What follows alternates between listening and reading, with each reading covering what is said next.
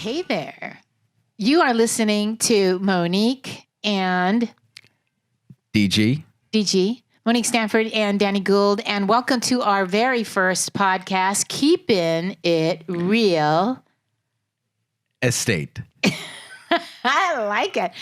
I like that. We're trying to figure out, how we're going to throw that out. So the next few podcasts, you might hear it come through differently, right? It's an experiment, and that's what we're doing right now, Monique. It's in the works. We're experimenting. We are. Yeah. Because we know, I think that we have value, we have something to share. We want for people to learn from our other clients and our other buyers, and maybe not mistakes, but how they maneuvered themselves through an escrow or maneuvered themselves through a listing. And we can share those experiences. And what we're doing is we're keeping it real. We're keeping it real. Estate. Real escrows, real life scenarios. So real life problem solvers. Exactly. So I'm excited. I think this is going to be a fun podcast. Today's topics, so that everyone knows what to look forward to.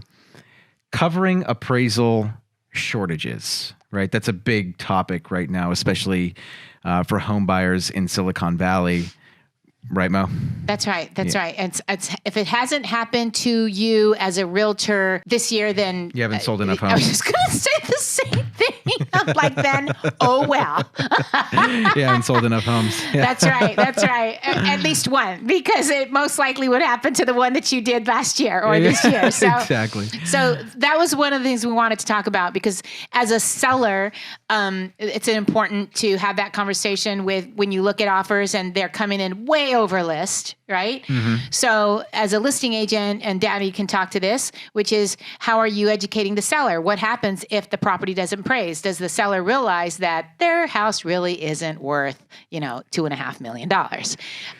But the market says it is. Sometimes it does. Right. Sometimes it does. But the appraisal that is done doesn't support it, right? So the first thing to note about appraisals and why they're coming in short is there's this time lapse that comes into play, right? Mm-hmm. So the appraisals are done, and they're done based on closings that have happened maybe 30 days ago, 6 months ago, 8 months ago. Now those properties went into contract 2 months ago, 9 months ago, right? It was a hot market, but maybe obviously not the same as it is today, right? So they're using those comps. And when they use those comps, quite often the property doesn't appraise at the agreed purchase price. What happens? So a couple of things. You have a buyer that I've talked to this before, and Danny, I'm sure you have these conversations with your realtors, is it's educating them when they're writing an offer so that you have a plan A and a plan B, right? You're telling them this property most likely won't appraise. What's going to happen then? And you're having that conversation before you even write the offer, right? Yeah. So generally speaking, we tell our clients that we do not have a crystal ball. We can't tell them for sure what's going to happen, but what we can do, generally speaking, is give them worst case scenario. Right. Because we, like you said, plan A, plan B, we want to hope for the best, but plan for the worst. And so when we go into any offer situation, we generally come to a consensus using comparable sales data, market trends, and just general intuition to come up with some sort of baseline for what we think the home will appraise for. And then anything above that is just gravy. Right. So what it'll appraise for versus what they're willing to write on are usually two different numbers right now in this market. It can be. It definitely can be. And I've seen it all, right? I've seen appraisals come in, and I'm sure that obviously you've seen way more, but I've seen appraisals come in where you're like, how in the hell did the appraiser get that number? It is so low. It's mind-boggling how some of these people continue to do business. And then there are some appraisers that are, in my opinion, kind of overestimated. So you're getting the full, the full gambit. It's really it can be a crapshoot. It's a crapshoot Right. because recently one of my realtors they just canceled with their current lender, switched the deal, came to me. I said, well, what happened? Why did you switch it? Because it was a crappy appraisal. That's what her words were. Oh, it was a crappy appraisal. Well, Right. what made it crappy? Well, they're in contract for a really small little condominium it was for $480 and the property appraised for $430. And they thought, this is insane. This is crazy. How Right. come they knew it would appraise for lower, but anyways, just got it done. Guess what? Appraised at the purchase price. Okay, so Right. so nothing's changed, right? Exactly. The same market, but one appraiser appraises it for basically $50,000 more. Go figure. So what happens? So a couple of things. One of the things that we can do is we can actually do a jumbo loan up to a 90% combined loan to value. So what does that mean? That means that if you're purchasing a property for $1.1 million, you're putting 20% down. Your loan amount is $880,000, right? So loan amount's $880,000, and now the property comes in and it appraises too low. So know that because we will go up to a 90% loan to value, you just take the regular loan amount of $880,000, which is the 80%, divided by 90%, it can actually appraise for as little as $977,777. So that gives you over $100,000 wiggle room. And there are not a lot of lenders that can actually make that promise to you that they could do that. Right. And not everyone's going to qualify for a 90% combined loan to value or a loan to value loan, right? Right. Well, and that's when we were talking this through before we even had this also, believe it or not, we actually, Planned a little bit. we pre-gamed this. What was interesting is because I think the folks back at home are going to be like, what did he? Like, I didn't follow the math there. What you're saying is that should a person make an offer on a property at 1.1 million at an 80% loan to value? Because they plan on putting 20% down. Right. But then they're thinking, the property's not going to appraise, right? So let's say that the appraisal comes in at $1,050,000, right? Well, traditionally, most people would think I need to come in with $50,000. That's correct. More. You got it. But what you're saying is that one of the products that you have to offer is that they don't need to come in with anything more, that you can just adjust the ratios, have everything be the same except for the monthly payments. And additionally, you said... Yeah, so what happens insurance, is the loan to value changes, right? From 80% up to say 85%. 80, whatever. Right. Yeah, exactly. Now, all I need to do is switch gears and put them into an 85% loan to value program. And I don't have to ask the borrower to come up with any additional funds. There obviously could be a difference in their payment just because the interest rate will most likely be different. Sure. But most of those programs for the jumbo have built-in mortgage insurance, meaning that the mortgage insurance is just included in the payment, so there's not going to be an additional payment. But the bottom line is, and the takeaway is, that if the property doesn't appraise at the purchase price, we have programs that'll allow you to buy the property anyways without another penny out of your pocket to close. Which is huge. I mean, there are a lot of people right now not making purchasing decisions because they literally think I only have X amount to put down. Right. And that's it. Like that's all I've got. And if the property doesn't appraise, I'm screwed. Right. Yeah, exactly. I know. So I better not buy right now. Right? That's what they're thinking. Meantime, values have continued to go up, and they had that same approach 2-3 months ago. Right. And this is the kind of market where, and we've seen this several times now. Well, I've seen this several times now in my career, and where someone starts out at the beginning of the year with a goal of buying X property, and they continue to wait it out and wait it out and wait it out. They get priced out entirely. And then instead of the 3-bedroom single family home, they're now buying in the same area a 3-bedroom townhome or So it's something sad. or something it something really different. Is. It's really sad. Yeah. It's life. It's what's going on right now. I mean, like it is. It's only sad if you're basing your decision making on misinformation, right? Like if you're sitting there and you're like, okay, well, I'm making this decision because X, Y, or Z, and that's an informed decision, then great. But if you're making it because you're like, oh, the market's going to tank, it's like, okay, well, like show me the data as to like where, like how that's going to happen. Right. You know, where are we going to see the inventory surge or the demand fall to the point where you're going to see prices come down significantly. That's the argument that I've been making now for many years, and very rarely have we seen demand fall to the point where it's even close to a buyer's market, or vice versa, inventory rise to the point where we have a neutralization or like a decrease in home prices because there's too many homes on the market. And that is another topic.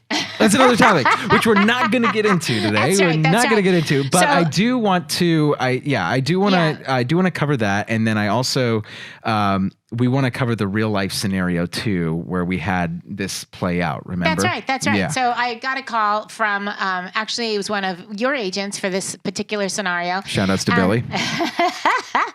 And the client actually loved this property, was a little concerned about the property not appraising, and does not today have the funds to make up the difference if the property doesn't appraise. So he calls me up and he says, hey, Monique, we want to make this offer. And I was wondering if you do equity line of credits. And I'm like, well, why are you asking if I do equity line of credits? He says, well, because I need to set up an extra set of cash, basically, just in case this property doesn't appraise, and I can pull from that equity line of credit. And I'm like, okay, well, that's not going to work because HELOCs are going to take you 45 to 60 days. And he's like, oh, but you can totally get away with a 45 to 60 day close in this market. Easy in this market. Right? We do it all the time, Right? With a contingency. So what I suggested was, so as he talked this through, I said, well, then you'll need to pay the HELOC back. And he says, oh, no, I'm getting, I have quite a bit of stock options that I'll have access to the first week of June. And I'm like, the first week of June, well, let's just ask for like a 40 day close of escrow. And this way you could sell your stock.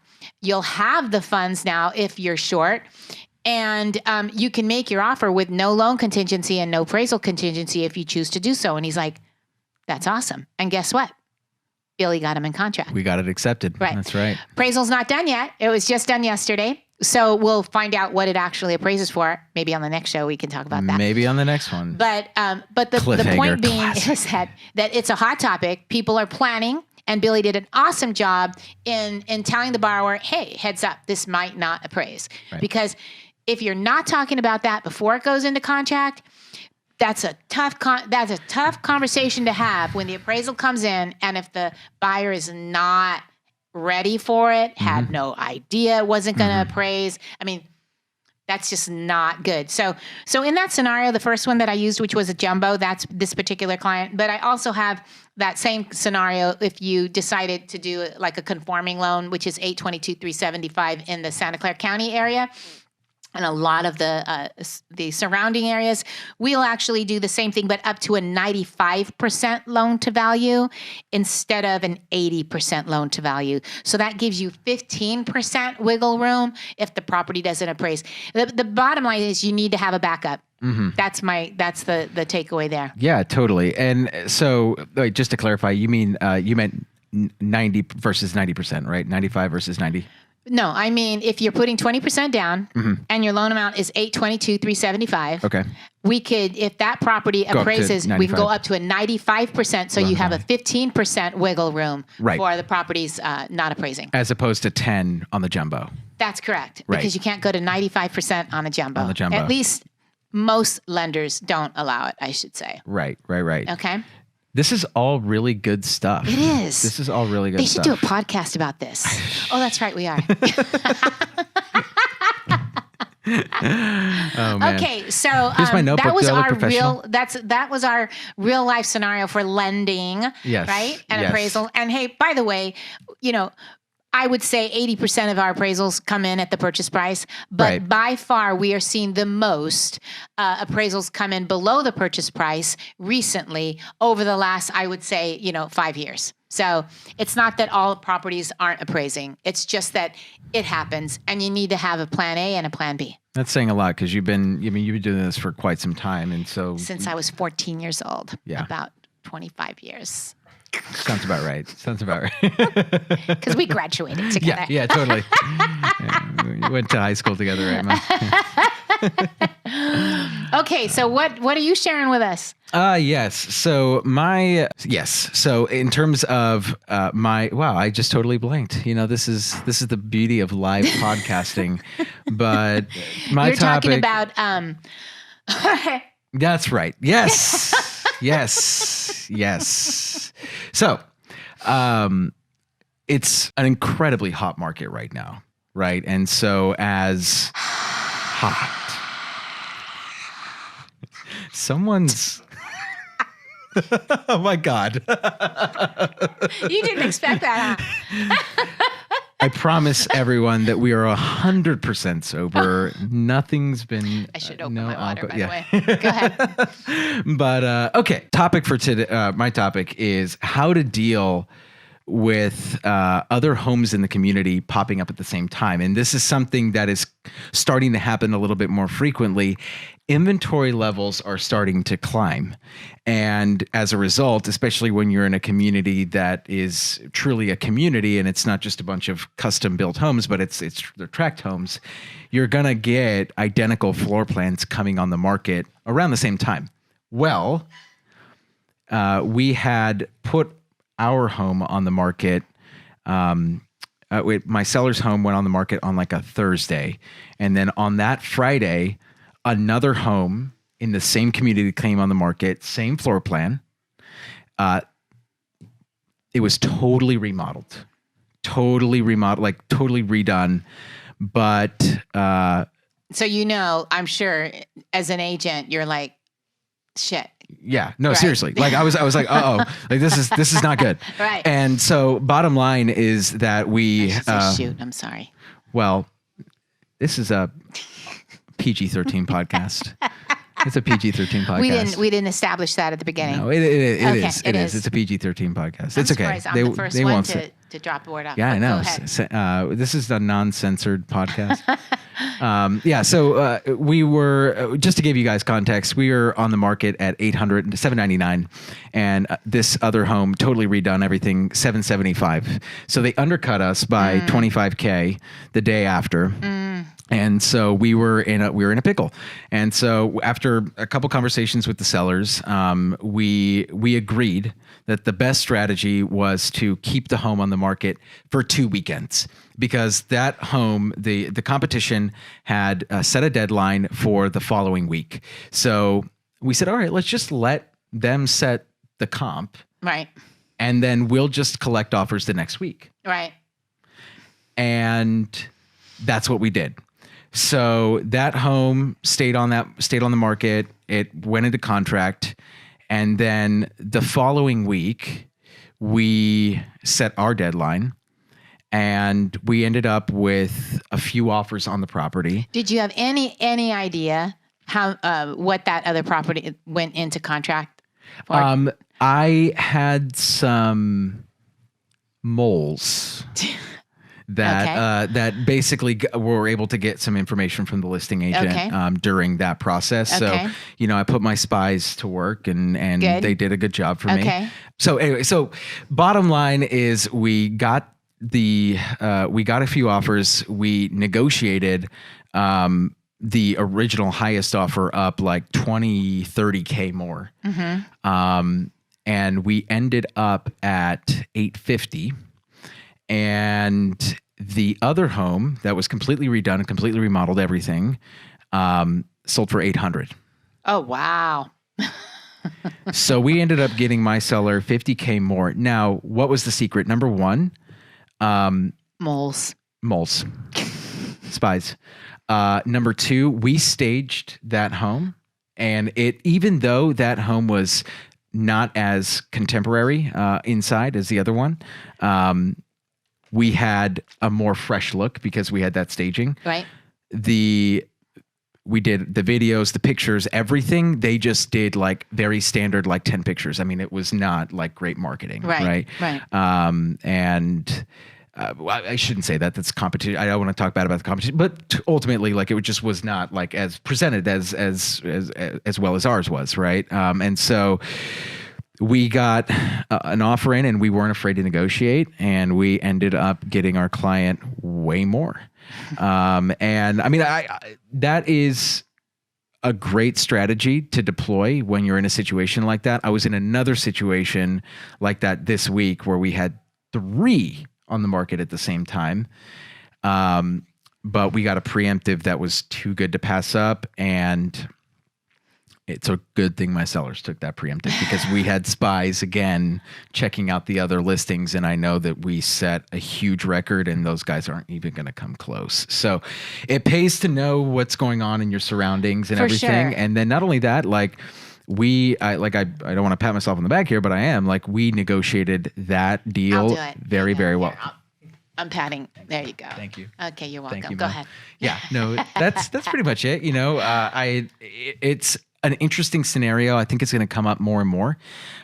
So as you start to, as a seller, see that, I believe that the way we played it out, or that we played it, was the right way. Mm-hmm. Letting it marinate while the others set the comp for you. The only time where I would say that's not the best strategy is if you do get something preemptively, because that's a motivated buyer that's seen that other house and says, no, I don't want to go for that one. I want to make sure I don't lose yours. Right. And usually those buyers tend to not come around too frequently. Right. And so when you got someone like that, you know. So you set an offer date. Mm-hmm. We set an offer date. And you had somebody write an offer before. This is on a different listing, not right. But just in general, right. I'm making a very, very, I think, important point. Yeah. Because I talked to probably about 5 to 10 to maybe upwards to 25, realtors in a week. Mm-hmm. Easily. And from what you just said, that you accepted an offer that was preemptive, even though you had an offer date. That's correct. And okay. Yeah. And the reason that we did that is because it was too too good to be true. And you had mentioned there was lots of competition, right? There's 2 other listings, right? But the reason why I'm bringing that up is because I have so many agents that'll tell me, my clients want to write on this offer on this property, but they're not accepting offers until next Wednesday. Right. Yeah. And then they sit there and they do nothing. Right. And you have a client that loves the crap out of this house. They are just like chomping at the bit.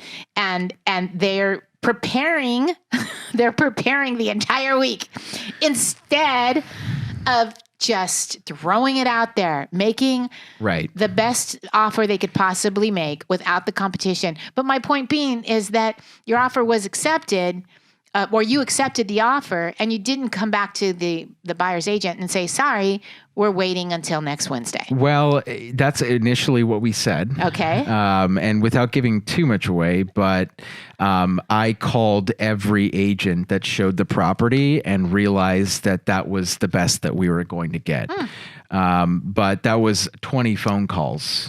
Plus, that's a lot of work, and that's a lot of time. Yeah, it was, but it was work that I was willing to put in because I care about making sure that my clients get the best, the highest possible price. Cause like that, they're going to love me forever. And honestly, when those other 2 listings close at like $100K less than we did, it's going to be pretty sweet.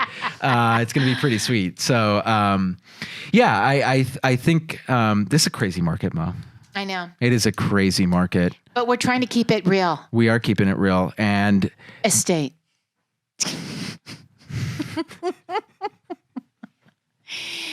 And I think we're winding it up now. I think so. I think that's it for today. I think that's it. Any parting thoughts?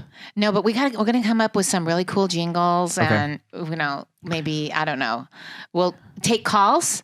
I think that we should consider taking calls. We could do that, like a Facebook Live. Or yes. Because we can take calls and we could put the phone number. And so I think that people just need to be aware that we're doing this. And maybe you, as a realtor, might want to even be on our show. Yes. And share your keeping it real estate story with our listening audience. That's all for today, everyone. This is Danny Gould and Monique Stamford, keeping it real. Estate.